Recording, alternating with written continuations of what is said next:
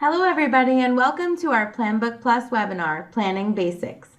My name is Ruth Arezi and I'm here with my colleague Tabitha. Hello everyone. And we're going to go over the basics for planning with Planbook Plus. We're going to start out today by just explaining a little bit about what is Planbook Plus. Planbook Plus is a powerful, flexible, time-saving online lesson planner, but we're going to show you how Planbook Plus is more than just a plan book. Planbook Plus has 6 key features: plan, instruct, share, grade, assess, and personalize. We're going to go over a few of the basic planning features today, and then we'll let you know about our upcoming webinar on our Advanced and Master Planner subscriptions. To log into Planbook Plus, you're going to go to our website, planbookplus.com. There's a login link right here at the top. And if you haven't already done so, you could also sign up for our free trial or purchase the software right here from the website. The first time you log into Planbook Plus, you're going to choose your startup style. Do you want to set up your own courses where we'll ask you a few questions in a short wizard? And that'll be great for those that are hands-on learners because you can really get a feel for how Planbook Plus is going to work in your classes. You also have an option to use our sample courses, so you can begin exploring all of the features of Planbook Plus quickly by using courses that we've loaded into the system for you. If you'd like to use sample courses, just click Jump In and you'll be brought right into our calendar with all of your courses. For today's demonstration, we're going to set up our own courses. So once you click Set Up Courses, you're going to be asked a few questions. What is the current school year you're planning for? So for this example, I'm going to leave it 2016-17. If you're planning for next school year, you can use the drop-down menu and change that to 17-18. Also fill in the first day of your current school year that you're planning for. So for this example, I'm just going to leave it September 1st, but it's going to help to align your calendar and your lesson plans to your particular dates in your district. Then we're going to input the courses that we teach. So if you're a secondary teacher, you're going to fill in your course with all of your different section periods as a different course. If you're an elementary teacher, you're going to fill in your courses such as ELA 4, Science 4, and Math 4.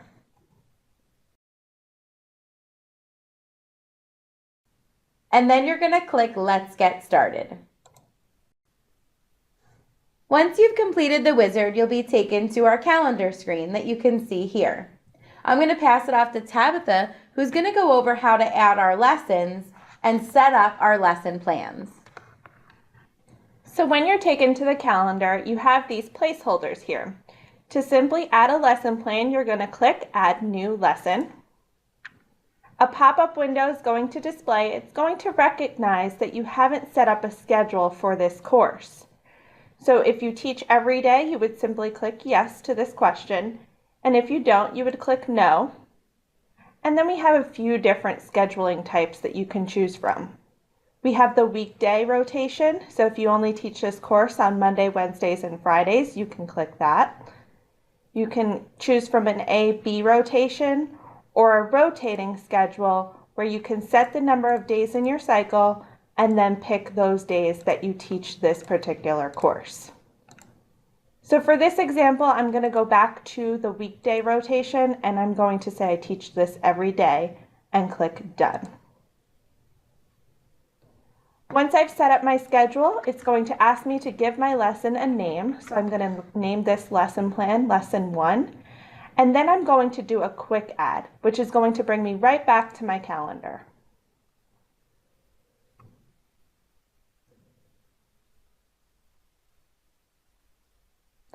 And I'll follow this same process for our other plan books. So I'll click on Science Period 4. It's going to ask me to set up my schedule. I do teach this every day, so I'll say yes. And I'll give my first lesson plan a name. I'll do another quick add.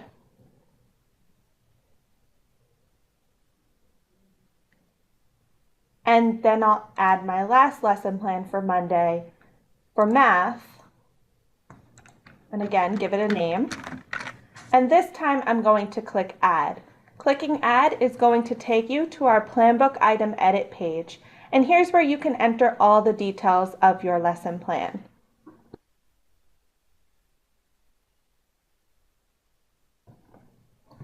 So once you get on this page, you have the option to customize your element design. We do give you a few different elements already to start with. So we have goals, objective, materials, student activities, and homework. And if you want to change that, you can click these little pencil icons and rename these elements, or you can go to our Customize Element Designer to set up your own template. If you need to remove an element, you can click the delete icon, or if you need to add a new element, you can go to the bottom of the screen and click to add a new element. So here's where you're going to enter the details of your lesson plan. So I already have a lesson plan in Microsoft Word that I'm going to bring over into Planbook Plus. So I'm going to click in my Microsoft Word document, and I already have lesson plans filled in. So I have my objective. I'm going to highlight that, copy it, come back into Planbook Plus, and paste it. And you can see once I click off that text box, my changes automatically save. I'm going to repeat this for each element.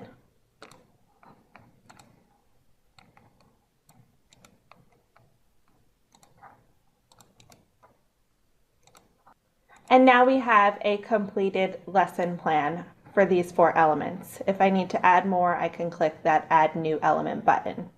So now I'm going to switch over to the Standards tab. And there's 2 different ways you can add standards. You can edit the description, which is simply copying and pasting those standards right in, or you can use our standards picker by clicking the Add Standards button. When you click that button, you'll be taken to the picker, and you're going to choose your state. So I'll choose Common Core. We're in our math plan book, and we're teaching grade 4. So I'll set all those filters, and then you're going to be given these topic area levels. To expand these area levels, you can click the triangle tool over here and pick the lowest level of your standard. Once you've picked those standards, you're going to scroll to the bottom and click Finish. If you've made a mistake, you can check off these standards and delete the selected standards. You'll also notice we have an Add Skills button. The Add Skills button mimics our Common Core state standards for ELA and math, and this is going to help you when you're setting up an assessment in our Assessment Creator. The next tab we're going to jump over to is our Resources tab, and we have quite a few different types of resources that you can add by clicking this Add Resources button. You can add a website, which will allow you to put a URL in there, and once you click that URL, it'll take you to that website. You can add a file, such as a Word document, a PDF file, a PowerPoint. You can add an online lesson. I'll pull that up here. We have a variety of courses that you can choose from, and they can be filtered by grade and subject area. We have 1 through 8 ELA and math RTI lessons, and then we also have social studies, science, and math lessons for the high school level.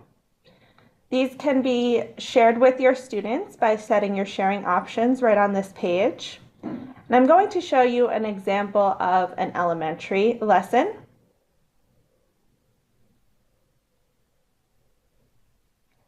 And then here's an example of a high school lesson.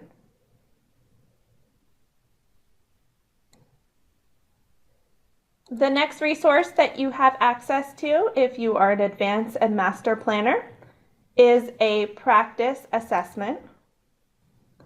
You can use practice and quizzes to help supplement your lesson plan or your online lessons. If you want to create a practice, you can use it for homework, extra credit, or remediation. So once you come onto the screen, you'll give your practice quiz a name.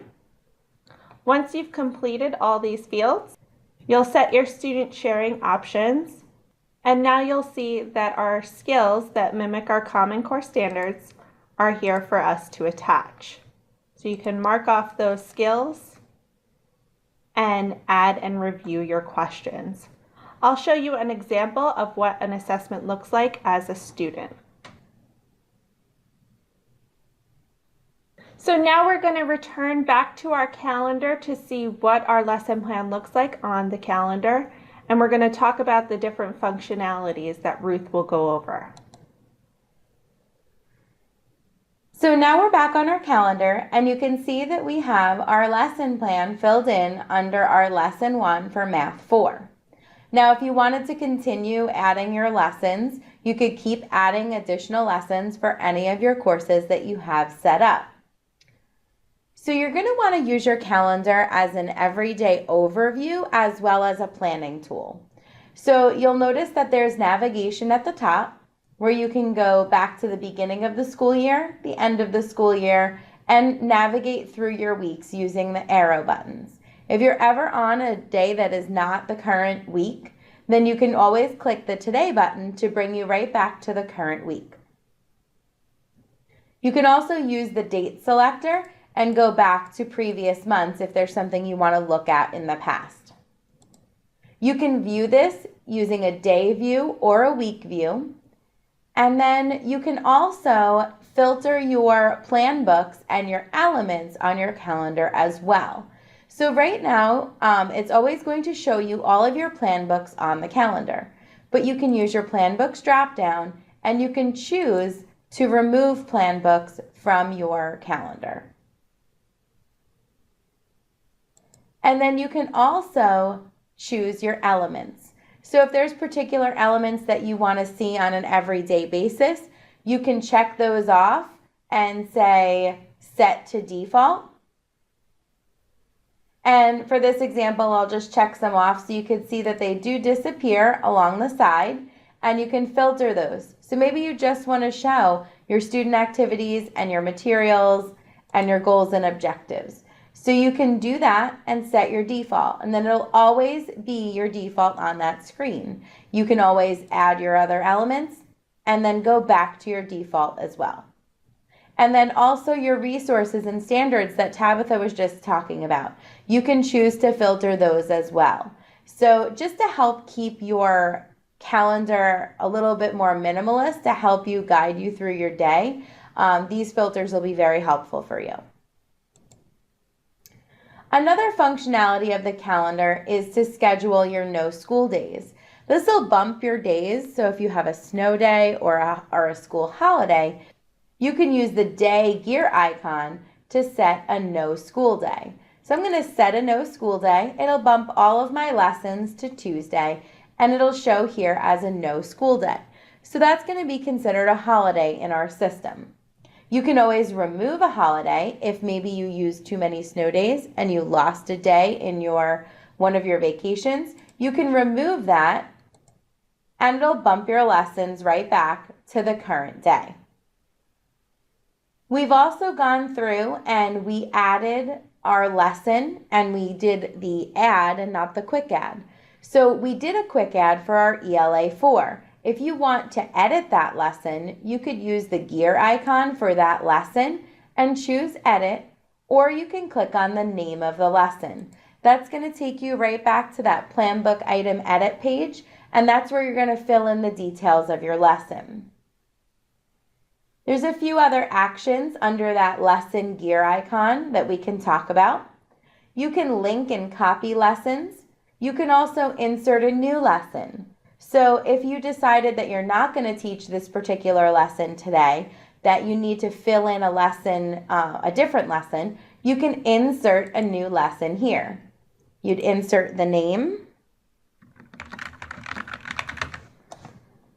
and do your quick add. This will take you right back to your calendar. You'll notice that pre-reading is now on Monday and your lesson 1 has been moved to Tuesday. You can also schedule a no lesson today for a particular course. So if you have an assembly that you want to bump that lesson to the next day, you can schedule that as a no lesson day.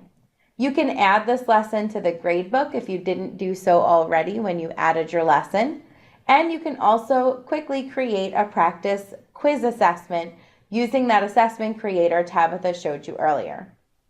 The last thing that we're going to go over on our calendar is the print view of our calendar.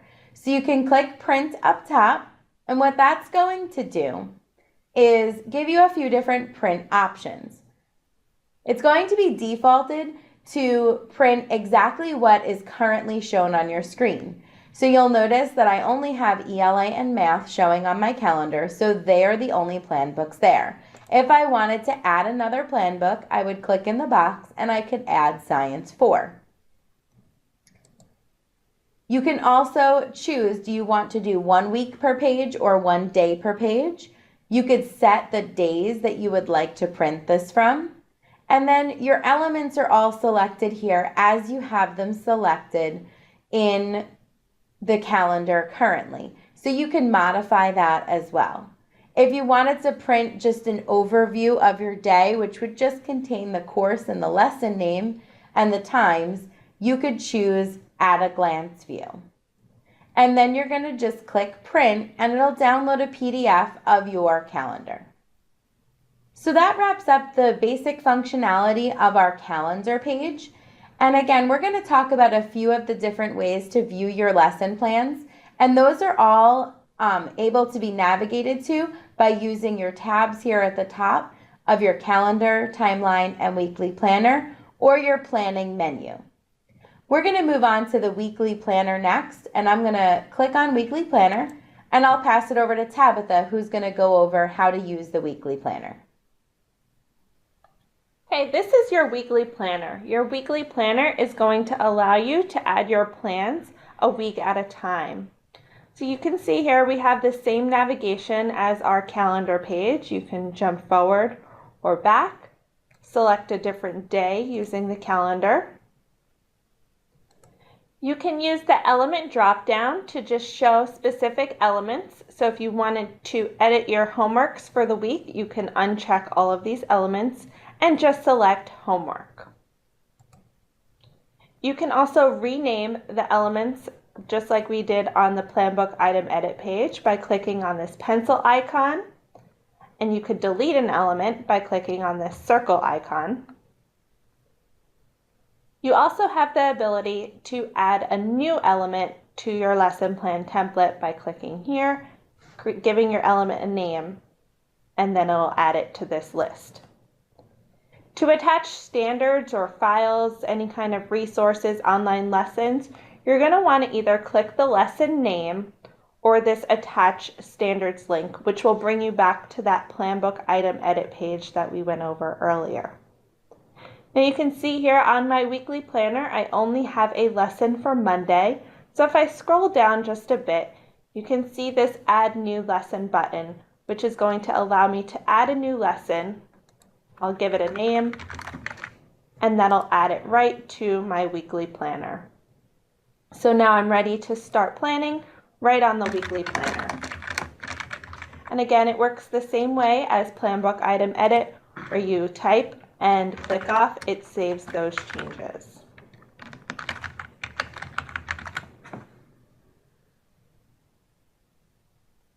The last thing I would like to discuss on this page is our print feature. Now you have the option to print your lesson plans for the week.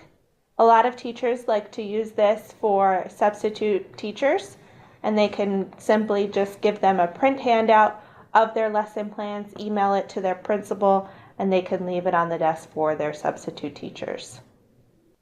The next way to plan in Planbook Plus is by using the timeline, which Ruth will go over. The timeline is a unique feature to Planbook Plus, and it allows you to outline and scope and sequence your entire course pretty quickly and then fill in the details later. The timeline has an outline view here on the left and then a timeline view here on the right. So you can quickly scope and sequence your lessons for each of your days and then fill in the details later. We have a separate timeline webinar that we could direct you to. It'll go over all of the advanced features of the timeline. Next, we're going to jump over to Planbook settings. Planbook settings is where you're going to be able to set preferences specific to each plan book. So right now, we are in Math 4, and that plan book that we're currently editing is here in this drop-down. If you need to change that, you can use this drop-down to change the course. You can easily update the name of your plan book, the start date of your plan book, and also update your times. If you need to update your scheduling, you can do that here as well. There's a few other tabs in your plan book settings that we're going to go over. The next one is going to be the Design tab. Now, we've mentioned our custom elements and the custom element designer a few times. This is where you're going to be able to customize the elements even further than what you can do in the other pages. You can customize your sharing. Right now, these are not shared, so you can edit those and change that sharing. You can also add additional fields here as well. The next one that we're going to talk about here is our teacher sharing, and you can share each of your plan books with a teacher as long as they're a member of Planbook Plus. So on our teacher sharing page, you're going to see that right now this plan book, Math 4, is not shared with anyone. I'm going to share it by typing in an email address of a current user on Planbook Plus. I'm going to check that user's email address, make sure that they are found, and then I'm going to click Share. Now you'll notice that the plan book has been shared. If at any time you want to remove sharing functionality, you can click this delete icon to remove the sharing from that teacher. The last tab, which we're not going to go over today, we're going to go over that in our upcoming Master Planner webinar, would be setting up your own classes and rosters for each of your courses. And that tab is found in here, as well as your My Classes tab on the main navigation. So now that we've learned how to share with teachers, I'm going to pass it over to Tabitha, who's going to go over how to share your plan books with your students. To access your student sharing, you're going to go up to My Plan Books and down to Student Sharing. This is going to bring you to our student sharing page, which is going to allow you to create a unique link to post on your class page. So you're going to give your link a name.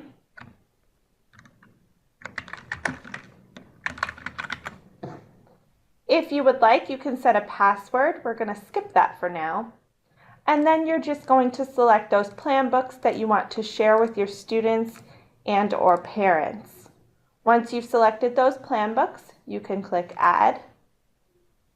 And now you've created a unique link that you can use to share with your classroom parents and students. You can post this on a classroom website, on a syllabus, however you communicate with your parents and students. The next thing we're going to go over is our preferences. To access your preferences, you're going to go up to the gear icon and down to preferences.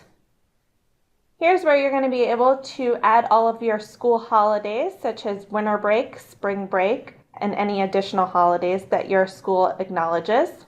And you can also set your coloring preferences for your plan books. So here you can see our plan books have pre-colors. If you want to change those, you can see them all in one view and just click on another color. You also have the option to select your time zone.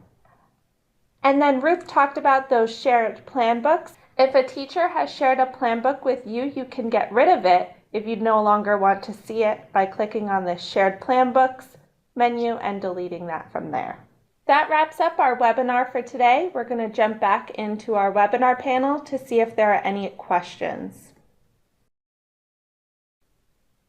Also, I'll put up our Planbook Plus support information. We're available on our live chat from Monday through Friday, 9 a.m. to 5 p.m. Eastern Standard Time. And that's accessible on every page within our system using the blue bar chat at the bottom of the screen. You can also email one of our support members at support@planbookplus.com. You can also find us on social media. You can find our support videos on YouTube, and you can also find us on Facebook, Twitter, and Google+. All of our support documentation is also available in the Support tab in the main navigation in the system. So let's see if there's any questions.